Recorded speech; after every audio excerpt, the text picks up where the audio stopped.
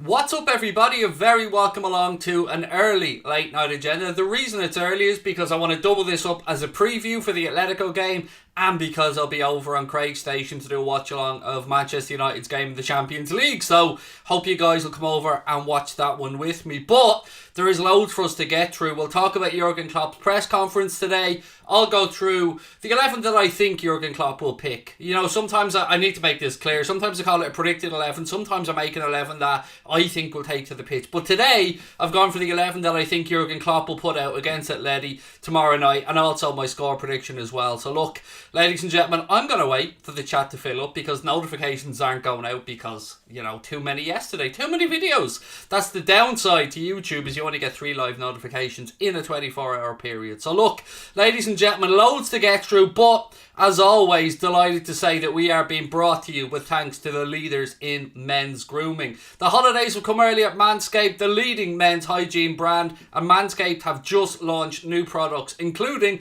their all-new premium body wash and 2-in-1 shampoo and conditioner. Obviously, I'm not going to be the target audience for the 2-in-1 shampoo and conditioner, but I'm sure that there are less follically challenged males out there in your life. It's time to give yourself the gift of beautiful skin, hair and balls this holiday season. Go to manscaped.com and use our discount code WFM20 for 20% off and free shipping. Jingle balls to the walls, fellas. Now listen up. Untrimmed pubes are a thing of the past, and it's possible to have Santa's beard in your pants this Christmas. The Manscaped Performance Package 4.0 also includes Crop Preserver and Crop Reviver, Anti-Chafing Ball Deodorant, Moisturizer and Toner. It's time to keep your North Pole feeling nice and smelly free and fresh. Yeah, I said smelly free. I was going to say smelly, but then I doubled down on smelly free. Manscaped is going beyond the grime with their ultra premium body wash infused with aloe vera and sea salt to keep your skin feeling fresh. Don't forget, you can get the Performance Package 4.0 or any of the product I've spoken about with our discount code WFM20 at manscaped.com. There we go, ladies and gentlemen. That is the ad read, of course. And do you like the new pop-up? I love the new pop-up here that Manscaped has sent us over. It looks like we're actually coming into the 21st century. I'm loving it. So there you go, ladies and gents. Don't forget, but look, let's get straight into the press conference. So for those tuning in, this is the way I'm going to do it. This is being done live, so I know there are going to be people watching it back later on. So I'm going to include the preview in the first 10 minutes of the video, and then I'll go over into the live chat. So let's start out with Jurgen Klopp's press conference today, ahead of the Atletico Madrid game, and a couple of bits and pieces that we took from it that he had to say. So look, he spoke about our defensive frailties and the fact that we've been conceding a lot of goals this season, and we have. More worryingly for me is that we've been pegged back on a few occasions where we've gone 2-0 up. So he said the general thing is okay, but the details we have to improve on. Now that's a bit vague, I know, but I think what he's saying is that he likes what he's seeing, but there are little bits and pieces that we can tweak. I don't know why we're conceding so many this year, but then again, as long as we keep picking up the points, is it really that big of an issue? Yes, you're going to say to me, Craig, against Brighton, it was definitely an issue, and it was. But the one that worried me the most was probably the performance against Brentford when, I hate to throw the phrase bully around, but we were bullied by Brentford that day, and it's not very often that you're going to see somebody bully Jurgen Klopp's defence, particularly Joe Matip and Virgil van Dijk, but that goes to show how impressive Ivan Toney was that day. But the 2-goal lead is just something that we need to figure out, because one of the critiques I've had of Liverpool in recent years has been that we're slow into games, that we start off, get caught cold on a few occasions and warm our way back into them.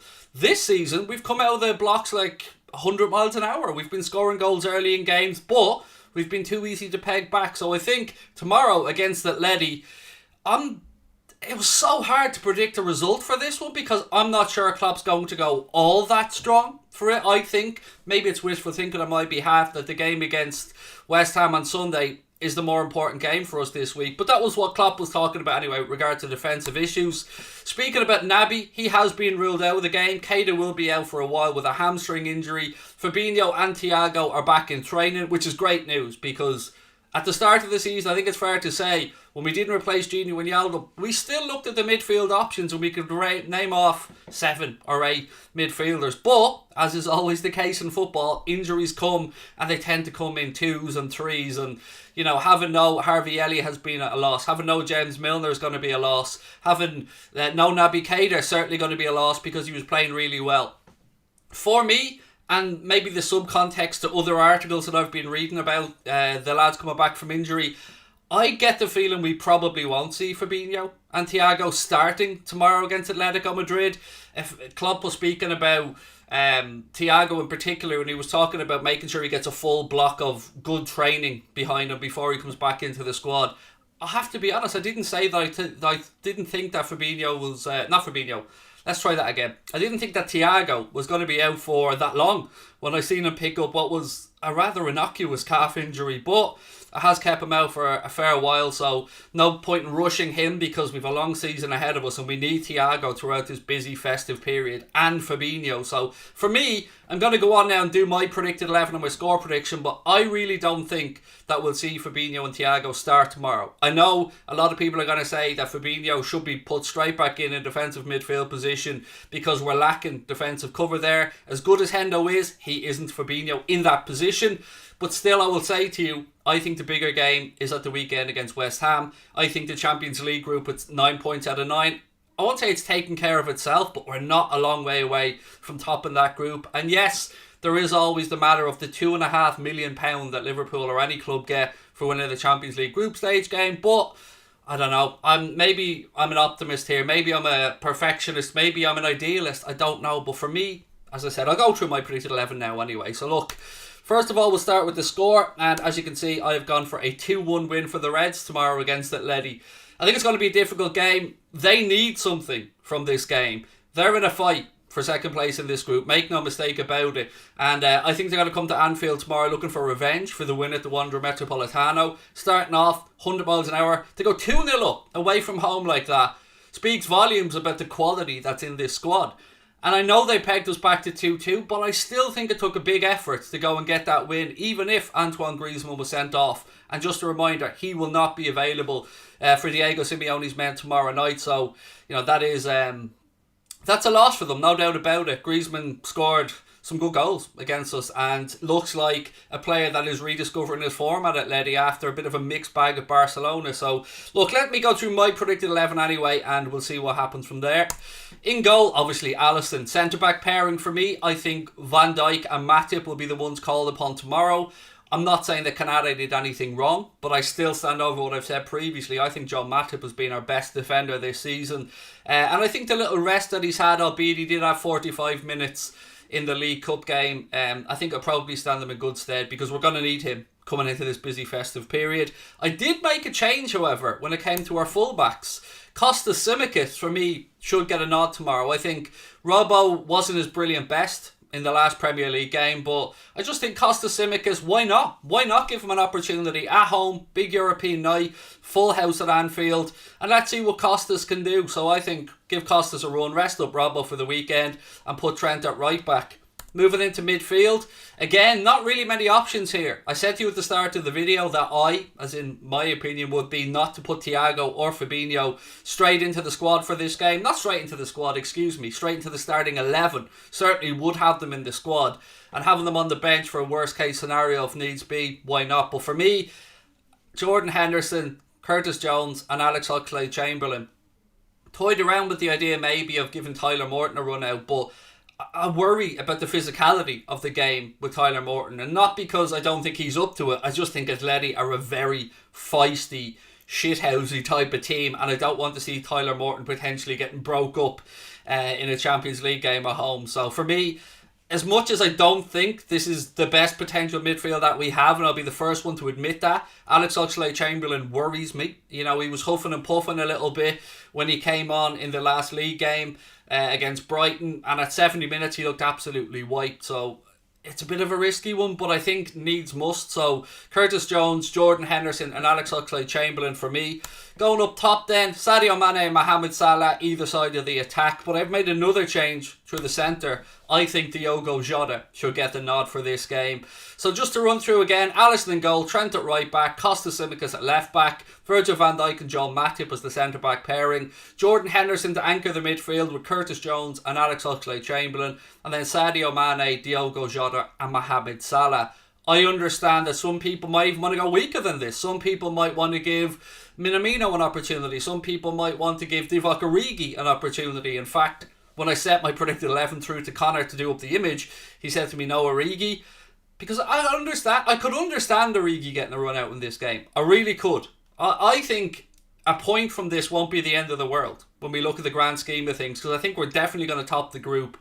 One more win will probably get that done for us, but it's Atletico, and the fact that it's Atletico, I don't know, I think Klopp and Simeone have this, I won't say rivalry, but begrudging respect for each other, and I think they both want to get one over on each other. So I'm wondering if Jurgen Klopp is going to go as strong as he possibly can. And on top of that, again, I know we don't like talking about it, but we've got to think about the £2.5 million, because all these £2.5 million combined could be the difference between us getting in another body in the summer or potentially in January. So look, that's my predicted 11 and my score prediction for the game against Atleti tomorrow night. I don't think it's going to be an easy evening's work, but it's going to be another enjoyable one. Let's go over to the chat now and see what you guys think and what changes perhaps you'd make. Ryan said, Taki instead of Mane. Mate, look, I can understand any changes to this one. Maybe I'm being a bit greedy here, and let me explain, mate, why I've gone with Mane and Salah. Because for me, we need to get the most out of these dudes before they go off to the AFCON.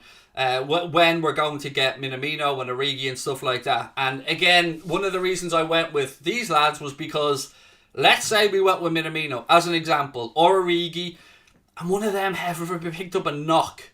Because the last thing we need is any of these lads having an injury before the lads go out to the AFCON in January, before we get into the busy festive period. So for me, I'd stick to the big hitters up top and wouldn't take a chance that any of our fringe players, who we will need when the lads are off to the AFCON, I wouldn't risk them. I know that sounds mad. I know it's probably reverse thinking, but for me, I wouldn't take a chance.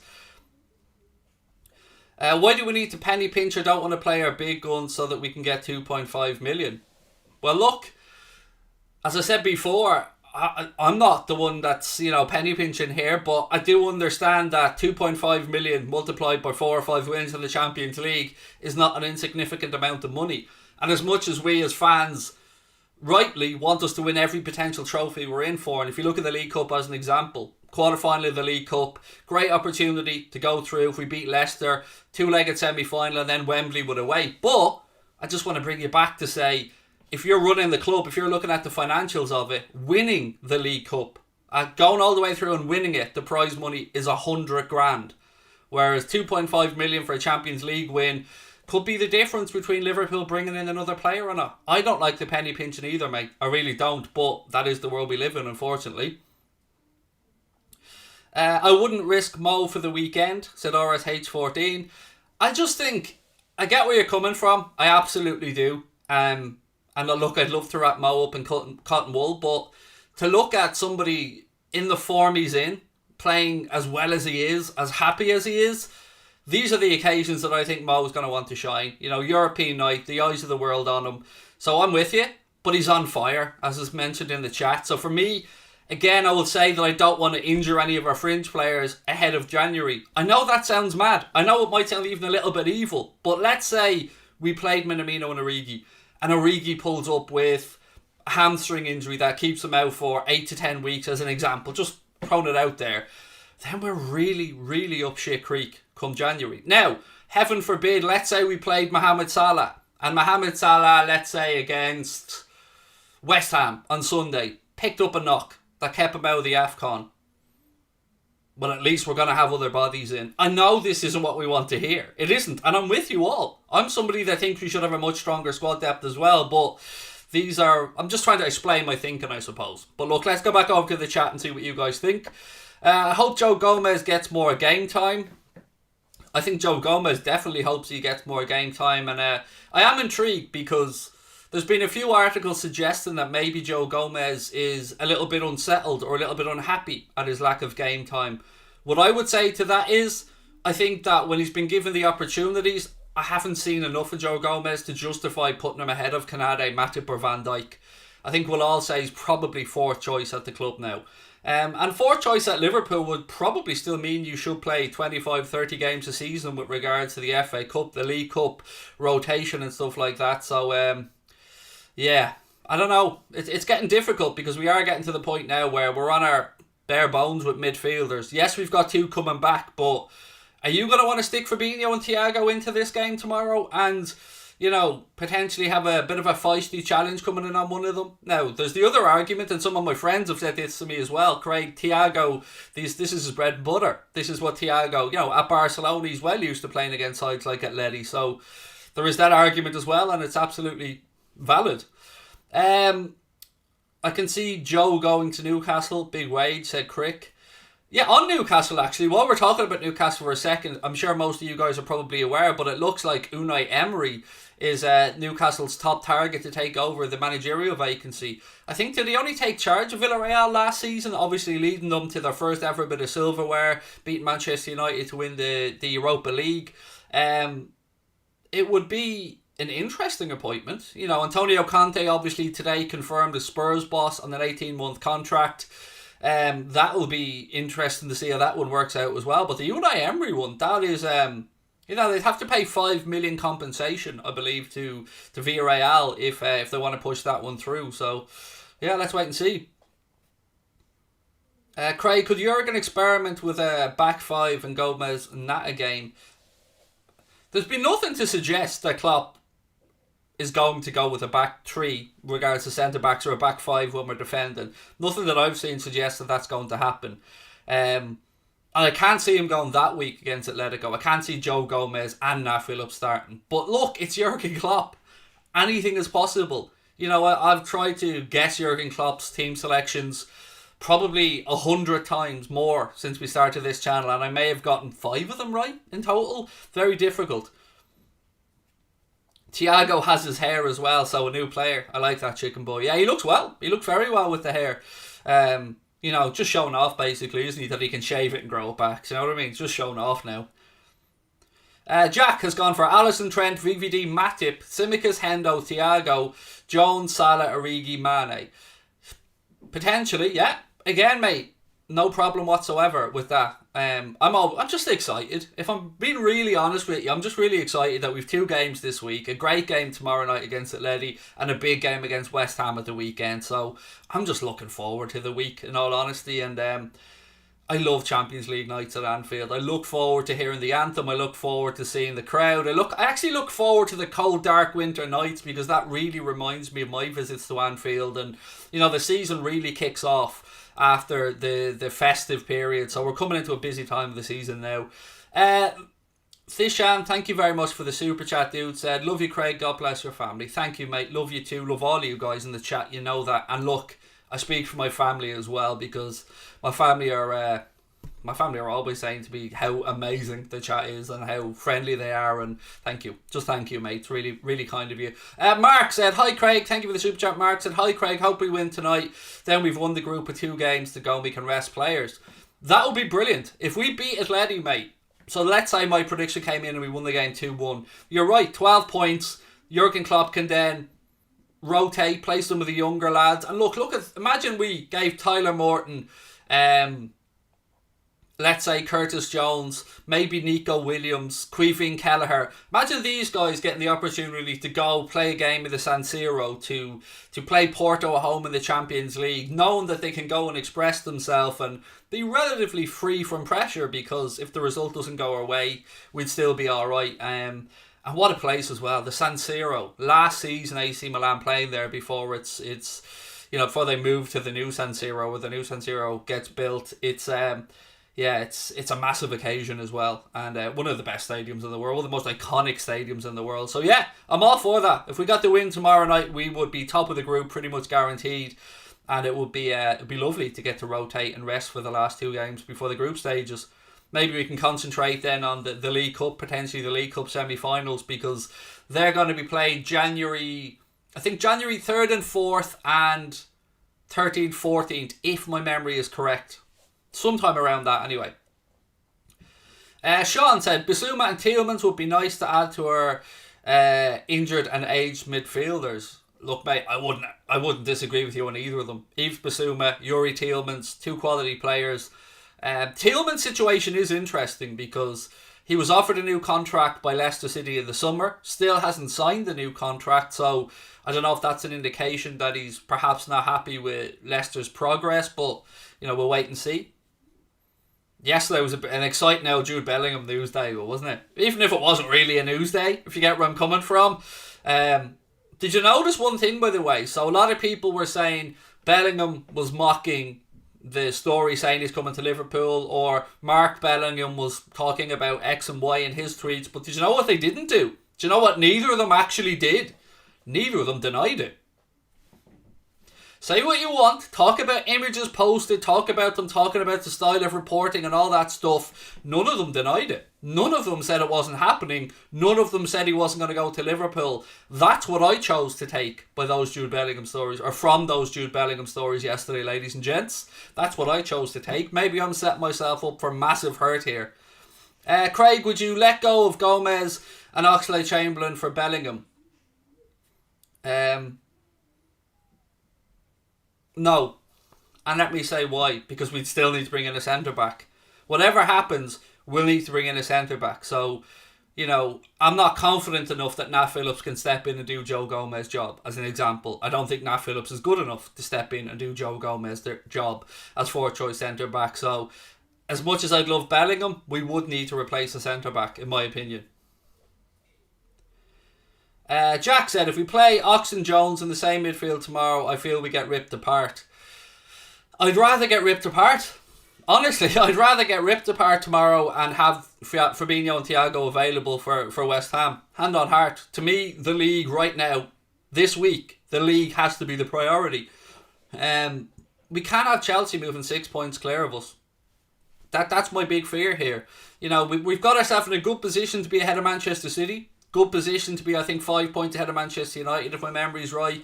So, for me, we can't let Chelsea pull away. We have to keep it, close contact with Chelsea. We can't let them go into the festive period or January when, yes, they're going to lose their keeper, but we're going to lose 3 of our star players. So, I just feel we need to keep within touching distance of them. And if they have a little wobble, then we capitalise. Because, let's make no bones about it, right now, in the Premier League, Chelsea probably the team to beat, so I think we just need to stay in close contact with them and hope they have a little wobble at some point. And look, they do have Timo Werner injured, they do have Romelu Lukaku injured, so, maybe they'll start to take their toll on them.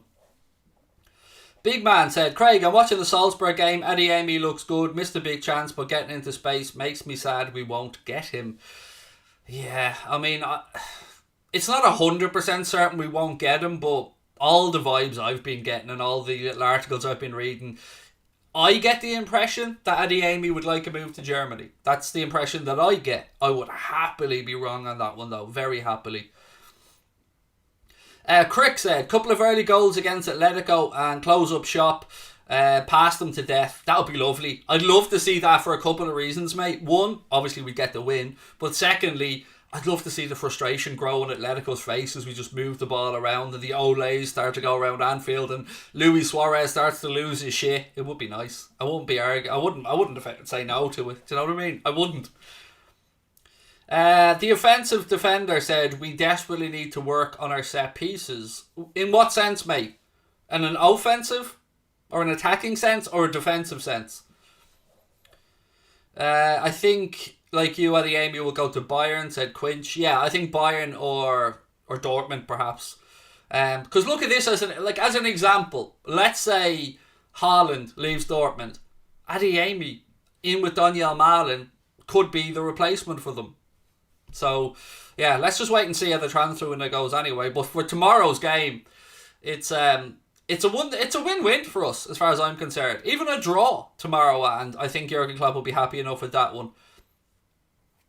Norm Peterson's Barstool, what a name. I get the Cheers reference, dude. That's top class. So thank you for the channel, Craig. Got all my Liverpool information here. Thanks, mate. That means a lot. But I'd always urge people to, get multiple sources of information, because a lot of the stuff I talk about I bring from other reports, or it's just my personal opinion. So I'll always try and be as truthful and honest as possible, but nothing against getting getting your news from multiple sources. Sometimes it's good to get a consensus on things, which is why I love going to the chat. It's why I love throwing an idea out and see how people react. Would I take Harvey Barnes? Said Jake. Mate, I would swim across the Irish Sea. I was going to say I'd run through Wales. I wouldn't. I'd walk very slowly through Wales, and I would eventually get my way to Leicester, and I would give Harvey Barnes a piggyback all the way to Kirby. Yes, I would absolutely take Harvey Barnes. And I know Liverpool have monitored and watched Harvey Barnes for a while as well. Now look, don't take too much from that, because at any one stage football clubs are monitoring hundreds and hundreds of players. And as an example, for our youngsters, I think Billy Comedio and Elijah Dixon-Bonner, when they played for the underage team the other day, there was 32 scouts at that game watching both of those guys. So, and that's our underage level. Akash, thank you for the super chat. My man said, with our midfield crisis, how about a 3-4-3? Alisson, Matip, Van Dijk, Kanade, Trent, Curtis, Hendo, Robbo, and a normal front three. I would love to see Klopp shake it up, mate. I would. I'd love to see Klopp throw a curveball in there and change the formation up and maybe catch Diego Simeone out a little bit. So I'm not against it. I just have seen no indication that Klopp will do it. I mean, I've long played with the idea in my own head of Liverpool moving to a back three for some games, because I think long term we're probably another centre back away from having enough cover, but I think we have the kind of centre backs that could absolutely adapt to that system. They do say is a Scouser is an Irishman that can't swim. I've never heard that, to be honest with you, mate. But I get the joke, obviously. Would I trade Salah for Haaland or Mbappe? No, I wouldn't. And I would have. A year ago, I would have. You asked me that question a year ago, and my answer would have been something along the lines of Kylian Mbappe is probably the only person in the world that would trade Mohamed Salah for. But now, sitting here right now, this moment in time, no, I wouldn't. I wouldn't change him, because I don't like some of the attitude issues that I perceive to see in Kylian Mbappe at PSG at the minute. But that's just me. Would you rather get rid of Jones or Harvey to get Bellingham? I would rather get rid of neither of them, Jack. And we shouldn't have to get rid of any of them, mate. These are what you're talking about there is they're the calibre and the age bracket of players that I think will make up Jurgen Klopp's next great Liverpool team. So I'd rather we moved on players that are 29, 30, 31 than move on talented youngsters. I mean, I said this to you yesterday. Let's throw an example out there that Liverpool somehow managed to get Jude Bellingham. Choo, choo, choo. I would love to see in a year or two a Fabinho, maybe 30, 31 years of age in a year or two, anchor in the defensive midfield role with, let's say, Jude Bellingham and Curtis Jones ahead of them, or Jude Bellingham and Harvey Elliott ahead of them. That excites the shit out of me. I won't lie. That really, really excites me. Doku or Bellingham? Different players, different positions. One's an attacking wide player, one's a midfielder. So,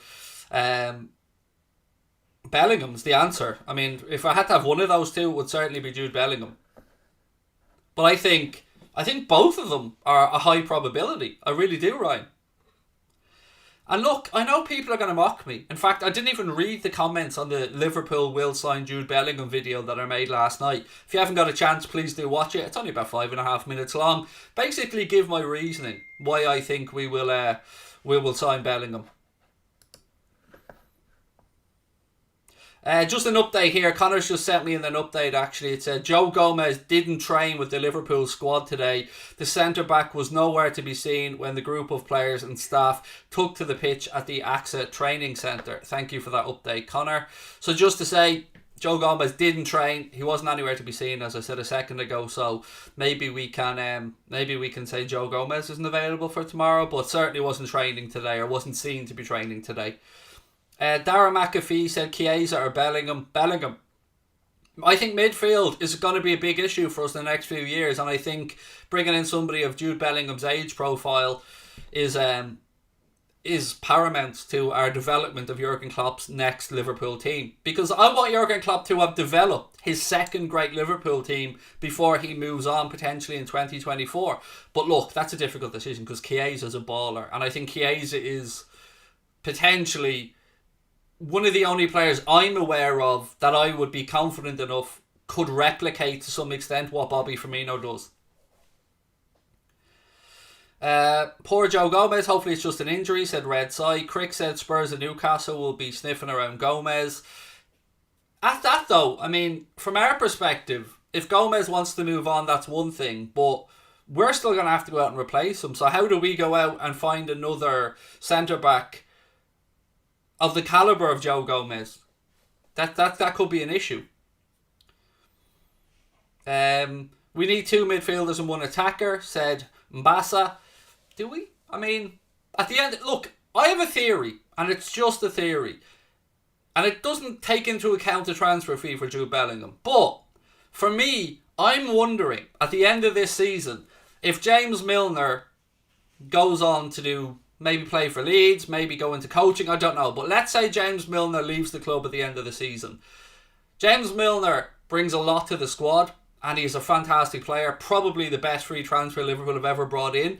But if he decides, and the club decide, that James Milner moves on, I think James Milner's wages would go a long way to paying Jude Bellingham's wages, because, you know, Milner's on a good wage because he came in as a free, because he's an established pro. I think he's on, don't quote me on this, I think it's around 130, 140 grand a week. And I think one of the attractions of Bellingham is, unlike Mbappe, unlike Haaland, I don't think Jude Bellingham's going to be looking for extortionate amounts of wages if he moves. I think, you know, at his age, if you gave him a wage of 160 to 180 grand a week, which is still a lot of money to pay somebody 18, 19 years of age, I think that would be enough, because he knows his next contract, when he continues to prove himself, could be another big one. And at that point, 3-4 years down the line, maybe Mohamed Salah isn't on Liverpool's books anymore, or maybe another big earner has moved on. So yeah, I'm just trying to genuinely find ways that I think Liverpool could afford Jude Bellingham, and not just the transfer fee. Jude Bellingham is the future, potentially the future captain. Let me just throw something into the chat. And if it was one of you guys in here that said this to me yesterday, please let yourself be known, because it's been on my mind ever since. And it was a random comment just thrown in, but it really got me thinking. And it was, what if we went to Borussia Dortmund and said to them, fancy a bit of Naby Keita as an exchange for Jude Bellingham? Now, obviously, it wouldn't be a straight swap. Obviously, there'd be a whole chunk of money to go on top of that from our end. But I wonder if that could be a potential. And look, this is just me, bald, overweight Irish idiot, throwing an idea out there, not saying there's nothing to it. But there could be something to it. It could be a potential solution to the Naby Keita headache for everybody. And I include Naby in that, because there's no doubt Naby's going to be frustrated. He's not going to want to have pulled up with a hammy again and miss another 8 to 10 weeks of football, or 4 to 6 weeks of football, or whatever length of time it is he's out. And he knows the Bundesliga, and he knows that his body can cope in the Bundesliga, and he didn't really have the same injury track record in the Bundesliga, and Dortmund's a fantastic club, and Dortmund aren't against bringing in quality midfielders around that age bracket, like we've seen with Emre Can previously. So just throwing it out there as something that I think there could potentially be a conversation about. Potentially. Of course, everything with a pinch of salt.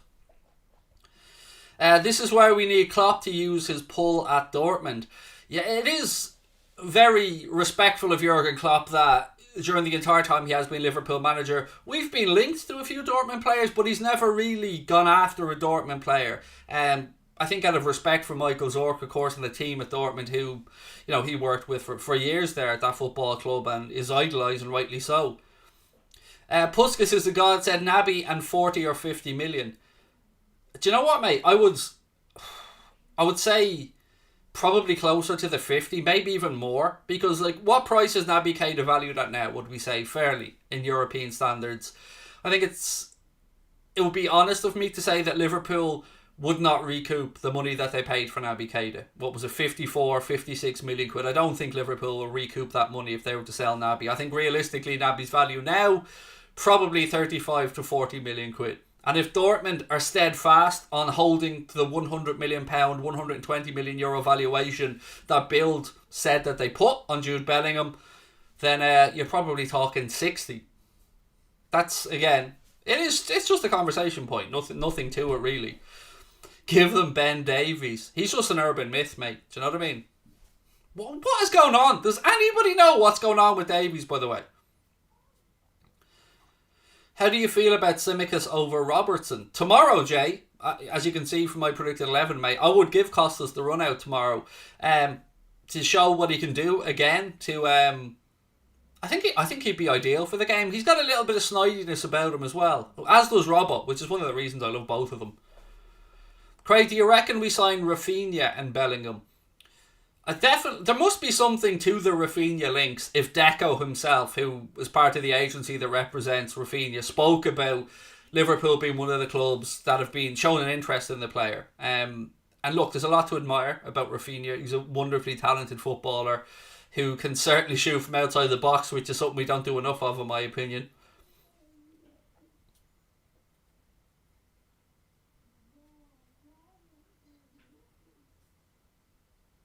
He's on loan at Sheffield, thank you, Hashim. I genuinely had forgotten all about that. He's hand on heart. From that entire transfer to now, it's just made no sense, has it? Like, it's just... Thiago and Fabinho will run the show tomorrow. I will be absolutely flabbergasted if they both start tomorrow, mate. Absolutely flabbergasted if their names are on the starting team sheet tomorrow. Both of them. One of them potentially, but both of them? I don't know. Kane or Lukaku? For me, I know he's not having a great season right now, but Harry Kane, for me, if you're talking about the Premier League, Harry Kane. Do you think we will get Ousmane Dembele on a free? Nope.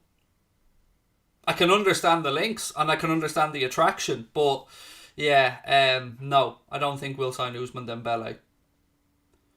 And if Leeds get relegated, we get a decent price. I don't see Leeds getting relegated, mate. I don't.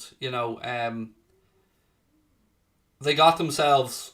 Did they get themselves? Yeah, they got themselves a win the other day, which pushed them up a little bit. And I think if needs be, Leeds will invest in January. I don't see them getting relegated. I don't. They've taken too long to come up. I think they'll, if needs to, invest a little bit in January.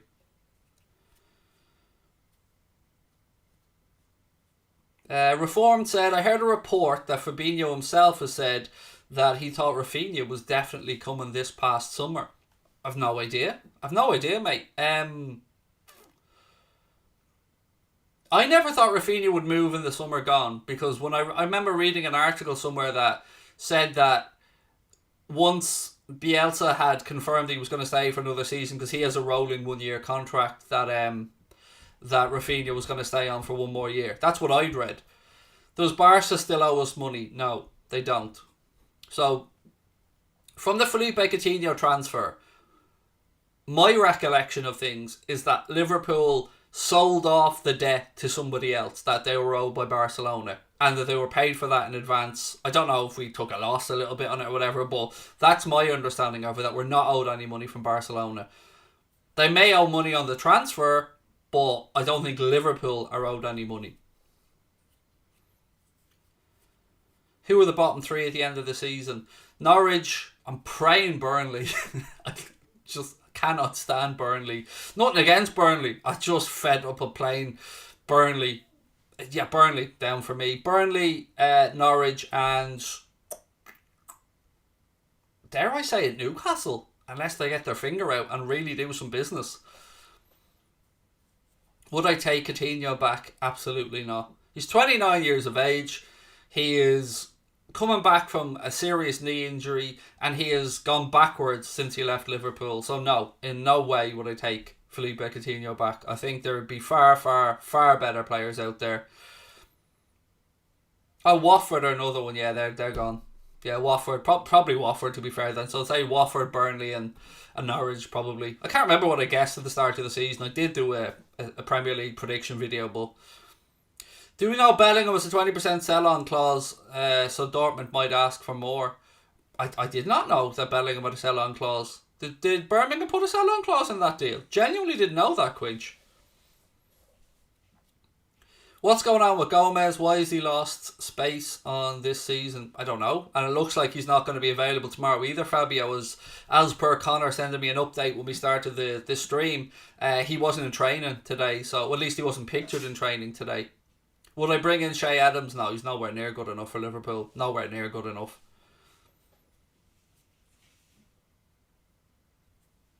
Would I take some Maximan? So difficult. Saint-Maximin and Adama are two players that I look at, and of course I see the positive attributes that they have, but I just don't know if there's enough consistency to make it at a club like Liverpool from either of them.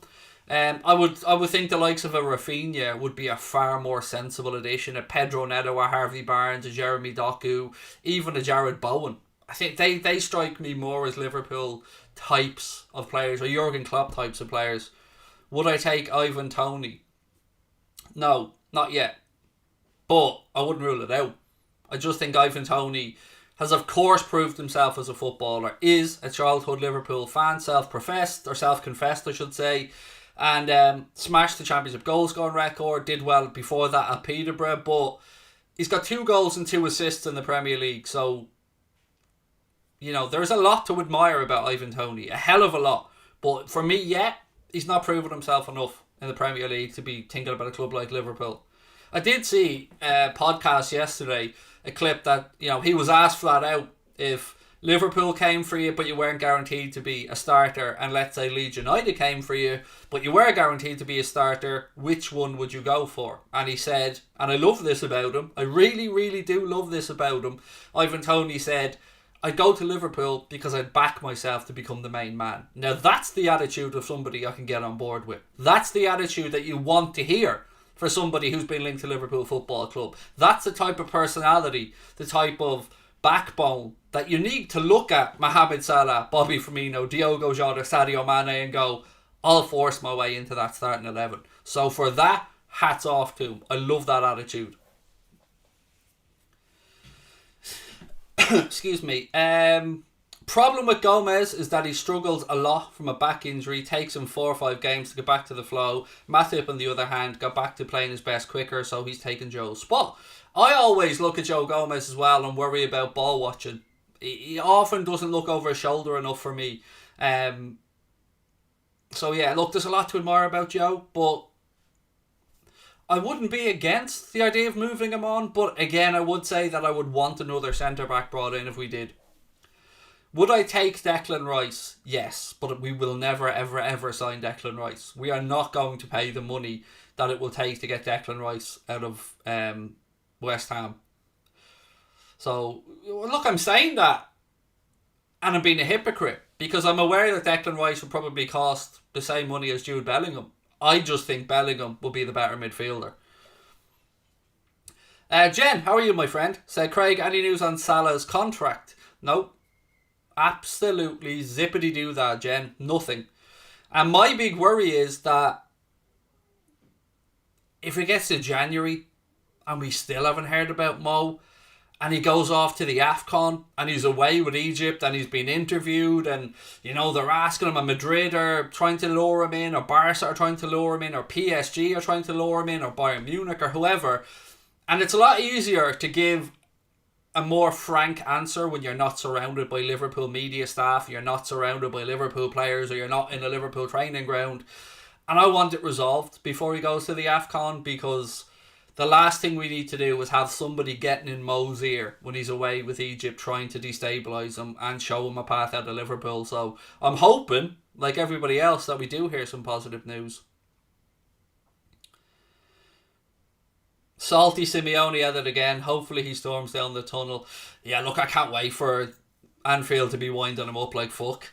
Do I rate Griezmann? Not really, Adam. Not as much as I thought he was going to be a great player. When he came through, first of all, and he moved to Atleti, I thought he was going to be a world beater. I really did. I loved the attitude from Griezmann, but the whole Barcelona saga just turned me off him.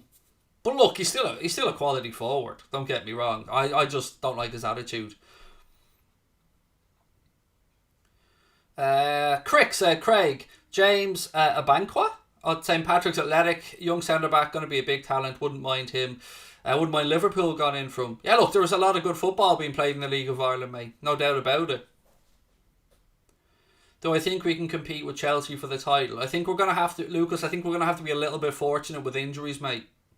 Because, look, over the course of a season, there's going to be lots of ups and downs, but Chelsea can look at their squad and see 2-3 players in every single position that they can put into the system, bring in or out, and like us, it's actually speaks to the system that that Thomas Tuchel has built there, that they're probably the only other team maybe with Manchester City like us that can maybe change one or two bodies, but the system covers up for any small little deficiencies. So yeah, I think we can compete with them, but we have to get fortunate with no more serious injuries. I think of the competitions, if I was to put money down, I think we're probably more likely to... I would say the odds are probably better for us to win the Champions League than the Premier League. That's my take on the season and the way it's panning out. Trying to lure Mo away. Real Madrid or Barcelona trying to get Salah. Liverpool should sign a new contract now. Yes, Sean, no doubt about it. Although Virgil's not in his best shape, he's so important to our squad. Our team looks confident and comfortable with him playing. Do you agree? Of course, Fabio. 100%, mate. I agree with you on every part of what you've said there. Virgil isn't at his best yet, but that was to be expected. And I think it's been very helpful to him to have somebody as calm and as assured and as good as Joe Matip beside him. I think that partnership has been the perfect partnership to allow Virg to step up his recovery and to get back to his best. So yeah, I agree with everything you've said, mate. Spot on. Do you think Liverpool will win their 20th league title first or United their 21st?